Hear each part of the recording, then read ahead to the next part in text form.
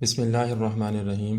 अस्सलाम वालेकुम viewers, welcome to 360 Dev solution YouTube channel. Viewers, हम एसक्यूएल सर्वर पढ़ रहे हैं।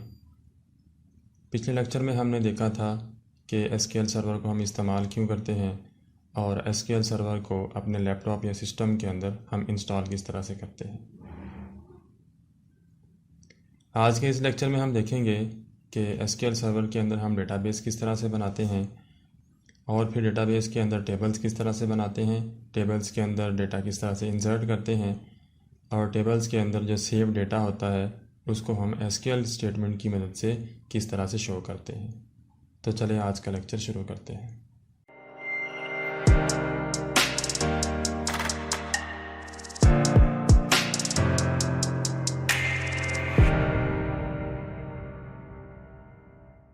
सबसे पहले हम मैनेजमेंट स्टूडियो को ओपन करते हैं।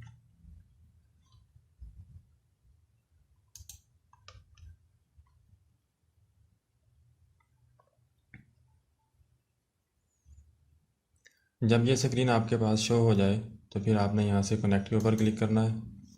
अब इस साइड के ऊपर आपको नज़र आ रहा है डेटाबेसिस। यहाँ से इस डेटाबेसिस के ऊपर राइट क्लिक करें और न्यू डेटाबेस के ऊपर क्लिक करें। यहाँ पे हम अपने डेटाबेस का नेम लिखेंगे जो भी हम डेटाबेस बनाना चाहते हैं। यहाँ पे आप अपनी मर्ज़ी से कोई भी नेम लिख सकते हैं। यहाँ पे मैं फिल वक्त लिख रहा हूँ टेम्प डीबी।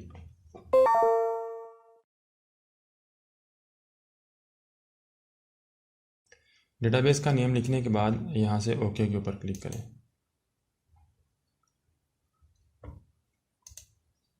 ये हमारा डेटाबेस क्रिएट हो चुका है। अब हमने इस डेटाबेस के अंदर टेबल बनाना है। तो टेबल बनाने के लिए यहाँ से इस प्लस बटन के ऊपर क्लिक करें, उसके बाद टेबल्स के ऊपर आके राइट क्लिक करें और यहाँ से टेबल के ऊपर क्लिक कर दें।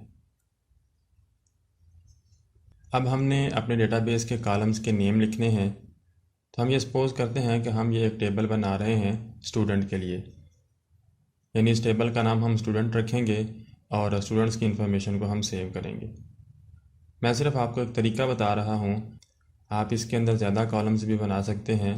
मैं फिल वक्त आपको 3 या 4 कॉलम्स इसके अंदर बना के डेटा इंसर्ट करने का तरीका बताऊँगा। तो पहले कॉलम का नेम हम रख लेते हैं आईडी। उसके बाद यहाँ पे हमारे पास है टाइप, कि इस कॉलम के अंदर जो हमने वैल्यूज़ रखनी है उन वैल्यूज़ की टाइप कौन सी होगी। तो आईडी हमारे पास अमूमन इंटीजर वैल्यू होती है, तो इसलिए हम इसकी टाइप रख लेते हैं इंट।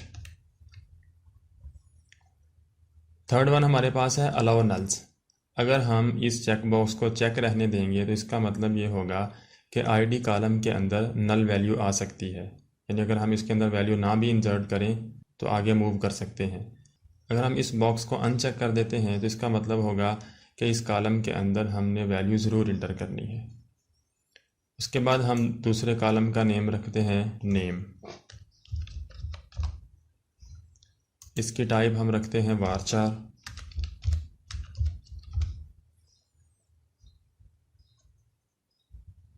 और इसको भी हम अनचेक कर देते हैं। और तीसरे कॉलम का नेम हम रख लेते हैं एड्रेस और इसकी टाइप भी हम रख देते हैं varchar। और इस बॉक्स को हम चेक ही रहने देते हैं। अब आप अपने कीबोर्ड से Ctrl+S प्रेस करें। यहाँ पे हम लिखेंगे टेबल का नेम स्टूडेंट, लिखने के बाद ओके के ऊपर क्लिक कर दें। अब हमारा टेबल क्रिएट हो चुका है। टेबल का नेम है स्टूडेंट और उसके अंदर हमने 3 कॉलम इंसर्ट किए हैं, आईडी, नेम और एड्रेस। अब हम देखते हैं कि इसके अंदर हमने डेटा इंसर्ट करना है तो किस तरह से करेंगे। यहाँ से इस प्लस बटन के ऊपर क्लिक करें। ये हमारे पास हमारा टेबल शो हो रहा है dbo.student। इसके ऊपर राइट क्लिक करें। राइट क्लिक करने के बाद एडिट टॉप 200 रोज़, इसके ऊपर क्लिक करें। 3 कॉलम हमने बनाए थे वो हमें शो हो रहे हैं। अब हम वैल्यू इंटर करते हैं। आईडी के अगेंस्ट सपोज 1 इंटर कर देते हैं। नेम में हम लिख देते हैं उमर। एड्रेस में हम लिख देते हैं ABC। ये मैंने पहले भी आपको बताया कि ये मैंने फ़र्ज़ी कॉलम बनाए हैं 3। आप ज़्यादा कॉलम भी बना सकते हैं अपनी रिक्वायरमेंट के मुताबिक। उसके बाद इंटर बटन प्रेस करें। फिर आ जाएं आप, आईडी की वैल्यू हम इंटर करते हैं 2, यहाँ पे नेम इंटर कर देते हैं। उसके बाद हम इंटर बटन प्रेस करते हैं। अब यहाँ पे मैंने एड्रेस कॉलम के अंदर वैल्यू नहीं दी, यहाँ पे आपको लिखा हुआ नज़र आ रहा है नल। जब हमने टेबल बनाया था तो उस वक़्त हमने एड्रेस के सामने जो अलाउ नल्स का ऑप्शन था उसको चेक ही रहने दिया था। उसका मतलब ये था कि हम इसके अंदर नल वैल्यू दे सकते हैं। सपोज अब यहाँ पे मैं आईडी की वैल्यू नहीं देता, नेम लिख देता हूँ यहाँ पे कोई भी, उसके बाद एड्रेस लिखता हूँ। अब मैं इंटर बटन प्रेस करता हूँ। अब देखें हमें एक एरर शो हो रहा है। एरर क्यों शो हो रहा है कि हमने आईडी की वैल्यू ज़रूर देनी है, इसको हम नल नहीं रख सकते। अब यहाँ पे मैं एक वैल्यू देता हूँ 3 और फिर इंटर प्रेस करता हूँ। अब वैल्यू इंसर्ट हो गई है। अब हम देखते हैं कि टेबल्स की वैल्यू को हमने देखना किस तरह से है।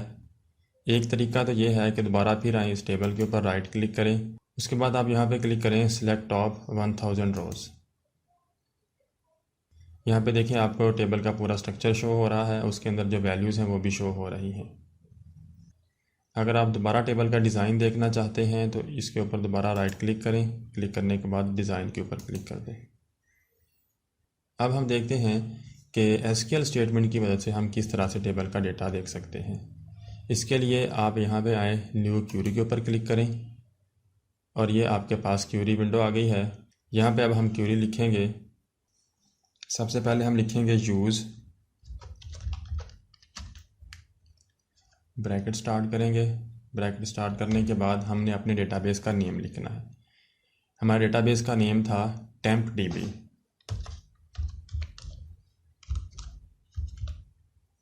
ब्रैकेट को क्लोज़ करें। क्लोज़ करने के बाद नीचे आएँ और यहाँ पे लिखें गो लिखने के बाद फिर इंटर प्रेस करें।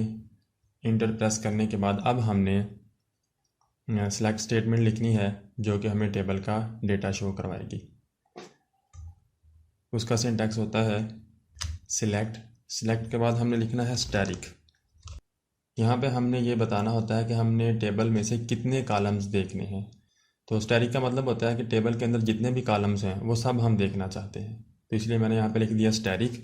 लिखने के बाद फ्रॉम, अब आएगा टेबल का नेम, क्योंकि किस टेबल में से हम देखना चाहते हैं। हमारे टेबल का नाम था स्टूडेंट। लिखने के बाद सेमीकोलन लगाएं। सेमीकोलन लगाने के बाद यहाँ से फिर आप एग्जीक्यूट के ऊपर क्लिक करें। अब देखिए आपको टेबल का सारा डेटा शो हो रहा है। अब अगर यहाँ से मैं स्टैटिक को हटा के यहाँ पे लिख देता हूँ नेम,